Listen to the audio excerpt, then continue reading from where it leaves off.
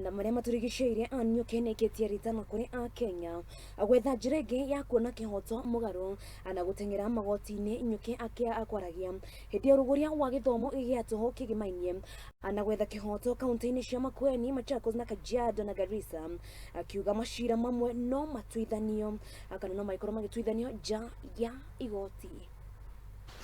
Kwa majina naitwa Annette Nyukuri. Mimi ni judge wa mazingira na mashamba koti ya pili hapa Machakos. Nataka kuwakaribisha katika Legal Awareness Week ya mawakili. They are not masqueraders, they are real advocates.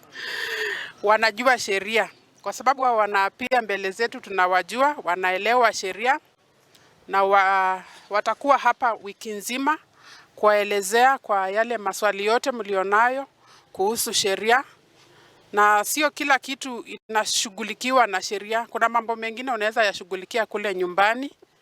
Kama ni ya kiboma pia unaweza ongea na familia yako, lakini tunawahimiza vile chairman amesema ya kwamba jaribu kusuluhisha pale nyumbani, tumia mediation, tumia alternative justice system kujaribu kusuluhisha mambo yenu, kwa sababu koti haziwezi suluhisha kila kitu. Kuna mengine yenye nyinyi mnaweza suluhisha kwa sababu mnaelewa zaidi. Wengine mnaingia kotini hamwezi kuelezea vile mnataka kuelezea.